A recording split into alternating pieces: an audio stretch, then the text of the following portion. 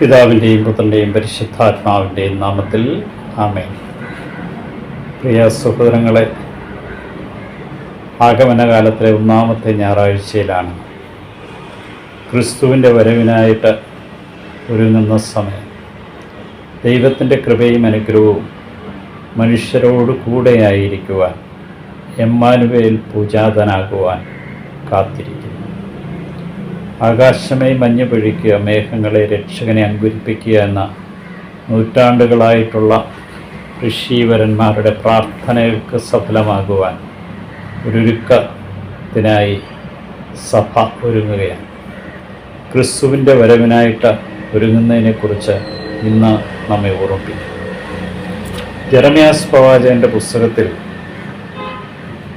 33-ാം അധ്യായത്തിൽ ഇസ്രായേൽ ഗോത്രത്തോടും യൂദയ ഗോത്രത്തോടും ഞാൻ ചെയ്ത വാഗ്ദാനം നിറവേറുന്ന ദിവസം ഇതാ സമീപിച്ചിരിക്കുന്നു എന്നാണ് പറയുക.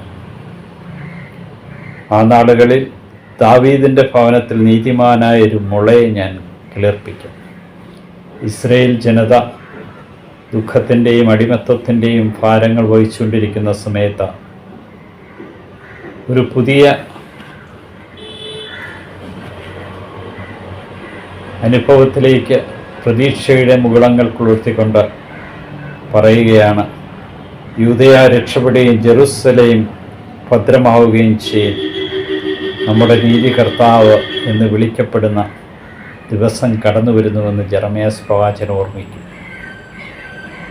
നമ്മുടെയൊക്കെ വേദനകളും ദുഃഖങ്ങളുടെയും സമയത്ത് ഒരു പ്രത്യാശയുടെ മുകളമായി കടന്നു വരുന്ന വ്യക്തികളെ നാം എത്ര സന്തോഷത്തോടു കൂടിയാണ് സ്വീകരിക്കുക. ആരുമില്ലാത്ത അവസ്ഥയിൽ, ഒറ്റപ്പെട്ടുപോയ നിമിഷങ്ങളിൽ, സകലതും തകർന്നിരിക്കുന്ന അവസരങ്ങളിൽ പ്രതീക്ഷയുടെ മുകളമായി കടന്നുവന്ന നമ്മെ ആശ്വസിപ്പിക്കുന്നവരും, ഒരു ജനതയുടെ ദീർഘനാളത്തെ കാത്തിരിപ്പിന് ശേഷം അവർക്കൊരു പ്രതീക്ഷയുടെ നാളം പകർന്നു കൊടുക്കുകയാണ് പ്രവാചകൻ. തെസ്സലോനിക്കർക്ക് എഴുതിയ ലേഖനത്തിൽ നമ്മെ ഓർമ്മിപ്പിക്കുന്നുണ്ട്,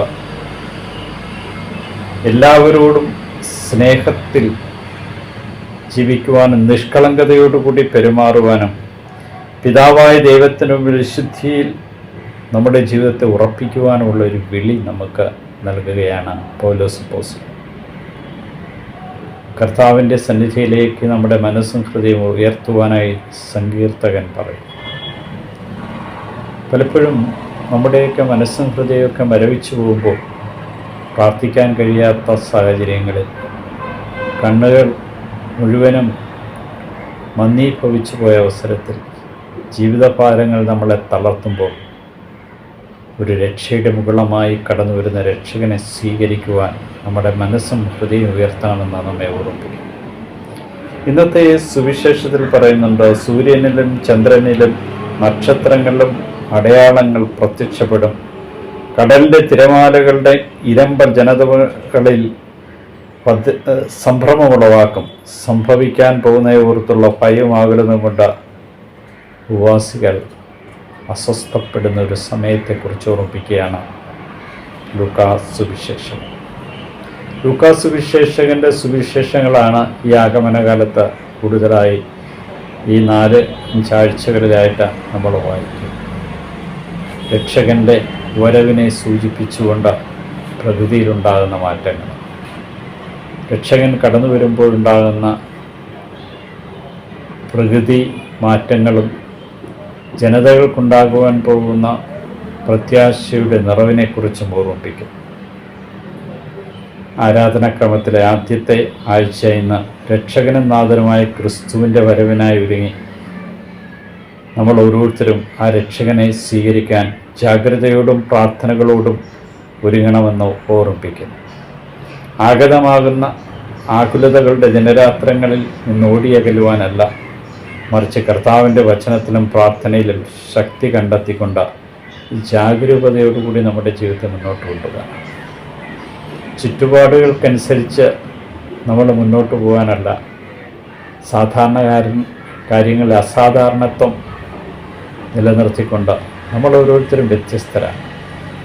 ലോകത്തിൻ്റെ ഗതിയെ പോകാനല്ല, ലോകത്തിൻ്റെ ചിന്തകളിലേക്കല്ല, ലോകത്തിലുള്ള സകലരും പോകുന്നത് പോലെയല്ല നിൻ്റെ ജീവിതം രക്ഷകനായ യേശുവിൽ സമ്പൂർണ്ണമായിട്ടും ശ്രദ്ധ പതിപ്പിച്ചുകൊണ്ട് അവിടുത്തെ സ്വീകരിക്കാനുള്ള ഒരു ഒരുക്കത്തിൻ്റെ സമയമാണെന്ന ബോധ്യം നിനക്കുണ്ടാകണമെന്ന് നമ്മെ ഓർമ്മിപ്പിക്കും.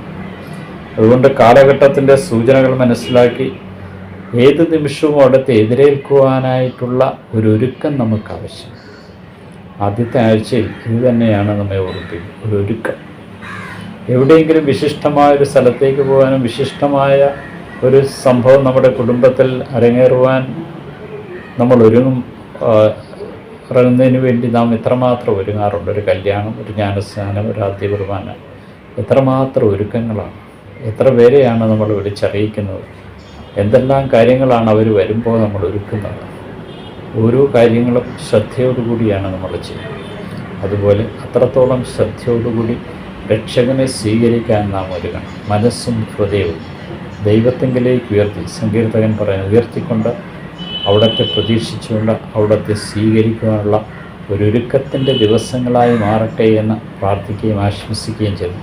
ആഗമനകാലത്തിൽ ഓരോ ദിവസവും രക്ഷകനെ സ്വീകരിക്കുവാൻ പുണ്യകർമ്മങ്ങൾ ചെയ്തുകൊണ്ടും സത്വാർത്ത പ്രചരിപ്പിച്ചുകൊണ്ടും ജീവിക്കുവാൻ ദൈവം നിങ്ങളെ അനുഗ്രഹിക്കട്ടെ. ഈശോയെ നന്ദി, ഈശോയെ സ്തുതി, ഈശോയെ